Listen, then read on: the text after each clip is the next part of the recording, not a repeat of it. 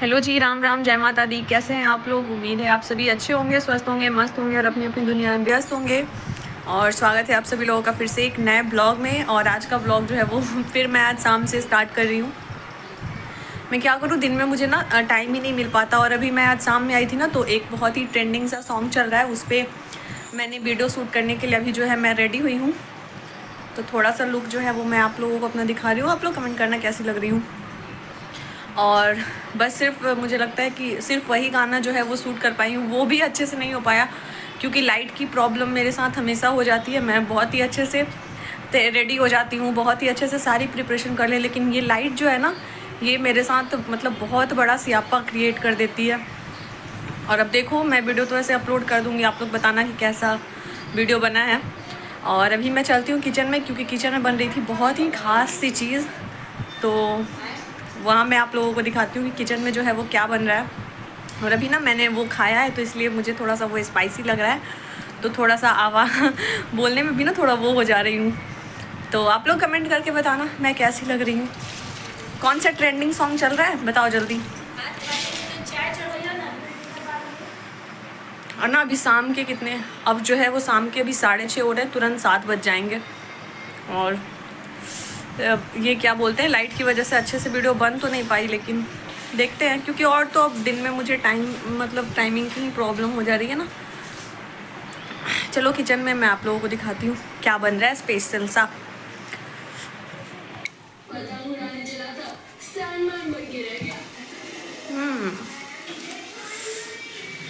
ये देखो, यहाँ पे ये बन रही थी मोमो, ठीक है, और बहुत टेस्टी है। छोटी वाली सिस्टर जो है वो बना रही है, और जुगाड़ू तरह से बना रही है, जुगाड़ू उपाय लगा के। देखो देखो, ये है जुगाड़ू उपाय। और ये रही चटनी, काफ़ी स्पाइसी है चटनी। देखो ये चटनी ना बहुत ज़्यादा स्पाइसी है। तो मैंने खाया है, एक दो मैंने टेस्ट किया है, बहुत ज़्यादा टेस्टी लग रहा है। मेरे से तो अच्छा ही बना लेती है ये। और ये बताओ क्या बोलते हैं आप लोगों की तरफ इसको? हमारी तरफ इसको सहजन बोलते हैं। इंग्लिश में क्या बोलते हैं? इंग्लिश में क्या बोलते हैं इसको? कमेंट करके बताना इंग्लिश में क्या बोलते हैं इसको। वैसे तो सहजन बोलते हैं, और क्या बोलते हैं इसको इंग्लिश में, और आप लोगों की तरफ क्या बोलते हैं, और इसका इंग्लिश नेम क्या है कमेंट करना। वैसे तो मैं गूगल पे सर्च कर लूँगी, लेकिन आप लोग कमेंट करना, ठीक है? और बताना कि आप लोगों की तरफ क्या बोलते हैं इसको। और इसके बाद जो है अभी मैं चेंज करूँगी, और इसके बाद जो है अभी मैं चेंज करूँगी, और उसके बाद मुझे बाबू को होमवर्क करानी है, तो मैं उसको होमवर्क कराऊँगी, फिर थोड़ा खाना वगैरह खिलाऊँगी। और पता नहीं कैसे लोग इतना रेडी होके रह लेते हैं यार, मेरे से नहीं होता। तो ये तो बहुत सा ऐसे चुभ रहा है, पर कोई नहीं, वीडियो के लिए था। बहुत ज़्यादा टाइम तक तो कोई नहीं रह सकता रेडी होके। और मेकअप के नाम पे वैसे पता ही है कि मैं कुछ नहीं करती हूँ। ये जो ग्लो होता है ना, ये संघर्ष का ग्लो है। बाकी मेकअप मुझे आती नहीं है, सच्ची में मुझे नहीं आती। मैं मेकअप के नाम पे सिर्फ लिपस्टिक लगा लेती हूँ ताकि थोड़ी सी अच्छी दिखने लगूँ। बाकी और कुछ भी नहीं करती मैं, क्योंकि इतना टाइम भी नहीं मिलता और मुझे आता भी नहीं है। मुझे सच बताऊँ तो मुझे मेकअप करना बिल्कुल भी नहीं आता। और मेकअप करने के बाद मेरे में कोई खास चेंजिंग भी नहीं होती और भूतनी बन जाती हूँ। तो चलो, इससे अच्छा ना कि थोड़ा सा लिपस्टिक का टचअप ले लेती हूँ, हो जाता है अपना काम। तो चलो आप लोग ब्लॉग में बने रहो। मे बी ये ब्लॉग कल ख़त्म हो, आज तो होगा नहीं ख़त्म, कल ही ख़त्म होगा, क्योंकि आज मैं क्या ही शूट कर लूँगी। हाँ, वही बात है कि मुझे कुछ ज़रूरी बात भी आप लोगों से करनी थी, तो उस बारे में भी मैं एक दिन टाइम निकाल के आप लोगों से वो बात भी करूँगी। तो आप लोग ब्लॉग में बने रहो, देखते हैं आगे क्या क्या होता है और क्या क्या आप लोगों को देखने को मिलता है। चलो बाय, मैं चेंज कर लूँ पहले तो। हेलो जी, राम राम, कैसे हो आप लोग? और अभी जो है मैं थोड़ा सा जगह आप लोगों को चेंज लग रहा होगा, जहाँ मैं ये ब्लॉग जो है वो स्टार्ट कर रही हूँ, क्योंकि घर पे ना मुझे टाइम नहीं मिल पा रहा था कि मैं, और मुझे कुछ ज़रूरी बात जो थी आप लोगों से करनी थी। बहुत सारे फैमिली वाले ना, और बहुत सारे भाई बहन जो थे, जो भी फैमिली से जुड़े हुए हैं, उनके क्वेश्चन जो थे वो आते रहते थे लाइव में भी, और फिर ऐसे भी कमेंट में वो मुझसे पूछते रहते थे कि दीदी आप अपनी मैरिज लाइफ के बारे में कुछ बताओ, क्या हुआ है क्या नहीं, आप कुछ बताती नहीं हो। तो मैं इसलिए नहीं बताती थी क्योंकि मैं मतलब एक होता है ना, हर चीज़ का जो है वो सही वक्त होता है। इस वजह से मैं कुछ भी शेयर नहीं कर पाती थी, और मैंने कहा भी था कि जब टाइम आएगा मैं आप लोगों के साथ सब कुछ शेयर कर दूँगी। लेकिन फिर भी जो फैमिली थी ना, वो मतलब कह रही थी अच्छा थोड़ा बहुत कुछ शेयर कर दो। तो मैंने सोचा कि अब फैमिली है तो इनको बहुत ज़्यादा इंतज़ार कराना जो है वो ठीक नहीं है। और मैं वैसे भी 3-4 दिन से ना इस चीज़ को सोच रही थी कि मैं कब टाइम निकालूं और कब आप लोगों से इस बारे में मैं शेयर करूं। लेकिन क्या ही करूं, आप लोगों को पता ही है कि थोड़ा सा शेड्यूल जो है वो बिज़ी हो गया है। तो इस वजह से ना टाइम की थोड़ी सी प्रॉब्लम हो गई है। और बैकग्राउंड से कुछ नॉइज़ आ रहा होगा तो प्लीज़ उसको आप लोग इग्नोर करना। और तो चलो, आप लोगों का इंतज़ार मैं ख़त्म कर देती हूँ। बहुत ज़्यादा पेशेंस टेस्ट नहीं करते हैं। और वैसे तो मैं खुद भी आप लोगों को के साथ सब कुछ शेयर करना चाहती हूँ, पर मैं खुद मजबूर हूँ। कहते ना कि मतलब जब आप ना इंडिपेंडेंट नहीं होते हो तो कहीं ना कहीं आपके ऊपर बहुत सारी चीज़ों का रिस्ट्रिक्शंस लगा होता है। और मैं भी उन्हीं सारी चीज़ों को फेस कर रही हूँ। इस वजह से मैं उन चीज़ों को आप लोगों के सामने क्लियर नहीं कर पा रही। नहीं तो ऐसा कुछ नहीं है कि मैं आप लोगों से कुछ भी छुपाना चाहती हूँ, चाहे वो पास्ट की चीज़ें हो चाहे वो प्रेजेंट की चीज़ें हो। मैं ऐसा नहीं है कि आप लोगों के साथ से छुपाना चाहती हूँ। मैं चाहती हूँ कि आप लोग मेरी फैमिली हो, मेरे सुख दुख में हर तरह से आप लोग कनेक्टेड हो। तो मेरे बारे में जानने का आप लोगों को पूरा हक है। और फिर इतने प्यार से, इतने इमोशनली आप लोग अटैच्ड हो, और इतने ये से आप लोग पूछते हो, बहुत टाइम हो गया है। तो मैंने सोचा कि चलो थोड़ी बहुत बातें आप लोगों के साथ मैं शेयर कर देती हूँ। तो जैसे कि बाकी मैंने थोड़ी बहुत चीज़ें तो पिछले ब्लॉग्स में बताई हुई है।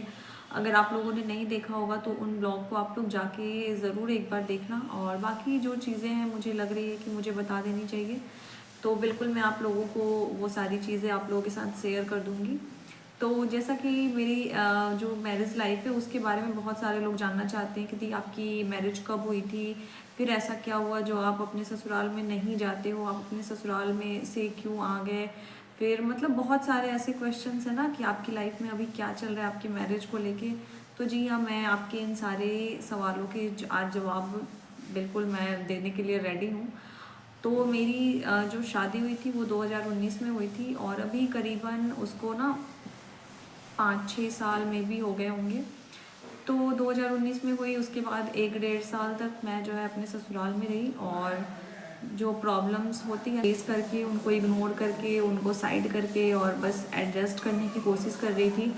क्योंकि सभी लोग कहते हैं ना कि शादी जब होती है तो उसके बाद थोड़ी बहुत प्रॉब्लम्स हर जगह होती है, एडजस्टमेंट करना पड़ता है, कॉम्प्रोमाइज़ करने पड़ते हैं। तो बिल्कुल मुझे भी वही चीज़ें लग रहा था। और जहाँ कहीं बहुत ज़्यादा प्रॉब्लम होती थी तो मैं अपने घर पे शेयर करती थी। वैसे तो बहुत ज़्यादा कुछ मैं शेयर करती नहीं थी, बट अगर मतलब ऐसा बहुत ज़्यादा हो जाता था मेजर चीज़ें ना, तो किसी किसी को मैं अपनी फैमिली में, जैसे मेरी सिस्टर हो गई, मेरी मौसी हो गई, तो थोड़ी बहुत चीज़ें मैं इन लोगों के साथ शेयर करती थी। तो वहाँ से ना मुझे बस वही चीज़ मिलती थी कि तू एडजस्ट कर, तू एडजस्ट कर। तो बस वही एडजस्टमेंट जो एक लड़की की लाइफ में होता है ना कि सबकी लाइफ में होता है, ये सारी चीज़ें एडजस्ट कर। तो मैं बस एडजस्ट कर रही थी उन चीज़ों को। उसके बाद 2021 में जाके बाबू का जो है वो बर्थ हुआ। और बाबू के बर्थ के बाद चीज़ें और ख़राब हो गई। मुझे लगा था कि चीज़ें ठीक हो जाएगी, बट मैं गलत थी। उसके बर्थ के बाद चीज़ें जो है सॉरी, उसके बर्थ के बाद ना चीज़ें जो है वो और ज़्यादा ख़राब हो गई। सिचुएशन और भी ज़्यादा क्रिटिकल हो गया। लोगों के डिमांड्स पैसे को लेकर, सामान को लेकर, चीज़ों को लेकर बहुत ज़्यादा बढ़ने लगे। पहले भी थे लेकिन अभी भी और ज़्यादा बढ़ने लगे। और पहले टारगेट सिर्फ मैं होती थी, अब लेकिन अब जो है ना मेरा बच्चा भी टारगेट होने लगा था इन सब चीज़ों के बीच में। मेरे बच्चे को भी सब कुछ मतलब बहुत सारी चीज़ें जो है वो जन्म के साथ ही फेस करनी पड़ी। हालांकि वो जब बर्थ के पहले भी जब वो मतलब कहते हैं ना कि माँ के पेट में 9 महीने तक बच्चा होता है, उसने वो 9 महीने पूरा उसका संघर्ष में ही बीता है। बहुत ज़्यादा इजी बर्थ नहीं था उसका। वो 9 महीने, एक तो वो कहते हैं कि माँ के पेट में भी बच्चा एक लड़ाई लड़ रहा होता है, और ऊपर से बाहरी दुनिया से भी वो लड़ाई ही लड़ रहा था। तो उसने बहुत कुछ झेला है, मेरे से कहीं ज़्यादा उसने झेला है। और बस मैं इतना ही कहूँगी कि वो भगवान का ही आशीर्वाद था कि मेरा बच्चा आज इस दुनिया में है, इस दुनिया को देख रहा है। नहीं तो इंसान की तो कोई भी ऐसी करतूत नहीं थी कि वो मेरे बच्चे को इस दुनिया में आने भी देते हैं। उन्होंने तो अपनी पूरी प्लानिंग, पूरी प्लॉटिंग कर ली कि वो मेरे बच्चे को इस दुनिया में नहीं आने देंगे। लेकिन कहते हैं ना कि जिसको भगवान नहीं मार सकते, राम नहीं मार सकते, उसको इंसान उसका कुछ भी नहीं बिगाड़ सकता। तो बस मेरा बच्चा जो है वो भगवान की ही देन है, उसकी ज़िंदगी भगवान की ही देन है। बाकी इंसान ना, उसको मैं क्या ही बोलूँ, चलो छोड़ो, जाने दो। अभी वो है, सेफ है, यही मेरे लिए बहुत बड़ी बात है। फिर ना जब वो 20 दिन का ही था तो चीज़ें और सिचुएशन कुछ इतनी ज़्यादा ख़राब हो गई कि मुझे जो है उस घर को छोड़ना पड़ा। और फिर उसके बाद मैं अपने मायके आ गई, और अभी से 4 साढ़े 4 साल हो गए हैं मैं अपने मायके में ही हूँ, अपने मम्मी पापा के साथ ही रह रही हूँ।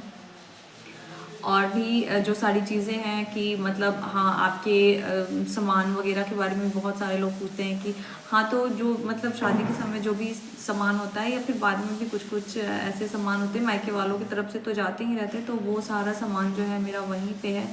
क्योंकि जब वैसी सिचुएशन में हम आते हैं तो हम बहुत कुछ अपने साथ लेके नहीं आ पाते हैं। तो मैं भी जब आई थी तो मैं वैसे एकदम से ऐसे सिचुएशन में आई थी ना, जैसे मतलब कि बहुत ही ज़्यादा क्रिटिकल सिचुएशन थी। मुझे लग रहा था कि मैं उस जगह से निकल ही नहीं पाऊँगी, क्योंकि वो लोग नहीं चाहते थे कि मैं वहाँ से कभी निकलूँ।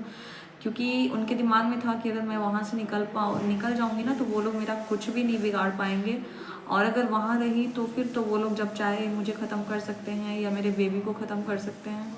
तो इसलिए वो लोग मुझे वहाँ से आने नहीं देना चाहते थे। लेकिन वो तो भगवान, कहते हैं ना, भगवान जिसके साथ हो उसका कोई कुछ नहीं बिगाड़ सकता। मैं जैसे तैसे जो है वहाँ से निकल जाती हूँ। काफ़ी लड़ाई झगड़े भी हुए वहाँ से निकलते वक्त। पुलिस जो होते हैं ना, कि वहाँ के जो एसआई थे वो उन्होंने मुझे वहाँ से निकाला है खुद अपने हाथों से। वो 2 बार आए और मतलब एक बार आके और समझा के चले गए, लेकिन फिर भी वो लोग मुझे जो है वो नहीं जाने दे रहे थे। फिर वो दूसरी बार आए और मुझे गाड़ी में बिठा के तब वो खुद वहाँ से गए थे। वहाँ के जो एसआई थे, वहाँ के निजी थाना वगैरह होता है, उसके बाद वहाँ से मैं निकली हूँ। और फिर मतलब अभी जो है वो केस वगैरह चल रहा है, क्योंकि बहुत सारे क्वेश्चन ऐसे भी होते हैं कि आपकी मैरिज लाइफ को लेके अभी क्या चीज़ें चल रही है। तो अभी कोर्ट में केस वगैरह चल रहा है, उसकी डेट्स वगैरह पड़ती है तो उसमें जाना पड़ता है। और बहुत कुछ ज़िंदगी में फेस करना पड़ा है। ऐसा नहीं है कि बहुत आसान सी लाइफ रही है, बहुत कुछ फेस करना पड़ा है। लेकिन इतना कुछ फेस करते करते इतनी हिम्मत आ गई है ना, इतनी ज़्यादा मजबूती आ गई है मन में कि अब नहीं लगता है डर, अब उतनी टेंशन भी नहीं होती है। अब सिर्फ अपने फ्यूचर के बारे में मतलब दिमाग में चलते रहता है कि हाँ, अपना फ्यूचर है, बच्चे का फ्यूचर है, तो उसके बारे में बस चीज़ें चलती है। नहीं तो जब ऐसे केस वगैरह स्टार्ट हुए थे ना और शुरू में कोर्ट वगैरह में जाना पड़ता था, तो मतलब बहुत ही ज़्यादा महसूस होती थी चीज़ें, बहुत डर लगता था, आंसू भी आते थे, तकलीफ़ भी होती थी। पर अब तो आदत पड़ गई है, अब हिचक भी नहीं होती। अब ऐसा लगता है कि चलो जो भी सिचुएशन आए उसको बस भगवान साथ हो ना तो हैंडल कर लेंगे। और मुझे पता है कि मेरे साथ हमेशा मेरे बजरंगबली हैं। और फिर अब तो आप लोगों का प्यार, आप लोगों का सपोर्ट भी मुझे मिलने लगा है। तो बस मोटा मोटी चीज़ें मैंने जो है वो आप लोगों के साथ शेयर कर दी है। और बाकी अभी तो खैर बहुत कुछ है, लेकिन मैंने कहा ना, जैसे कि मैं बहुत कुछ चीज़ें अभी नहीं शेयर कर सकती हूँ ओपनली, तो इसलिए कुछ चीज़ें मैंने अंडर में रखा है अपने। बाकी अगर टाइम एंड सिचुएशन उस लायक हुआ तो मुझे कोई दिक्कत नहीं है, आप लोगों के साथ मैं ज़रूर शेयर करूँगी। बस थोड़ा सा सपोर्ट करो आप लोग, थोड़ा सपोर्ट दिखाओ, थोड़ा सा प्यार और आगे बढ़ाओ, तो बिल्कुल मैं वो सारी चीज़ें जो है वो बहुत ही अच्छी, बहुत ही क्लियर तरीके से आप लोगों के साथ शेयर कर दूँगी। और इस ब्लॉग को मैं अब यहीं पे एंड कर देती हूँ, क्योंकि बहुत ज़्यादा कुछ तो इस मैटर पे मैं बोल नहीं सकती। बाकी अब देखते हैं कोर्ट का क्या फ़ैसला आता है, जो भी डिसीजन आएगा वो मैं आप लोगों के साथ ज़रूर शेयर कर दूँगी। और बहुत ही जल्दी वो भी डिसीजन जो है वो आ जाएगा।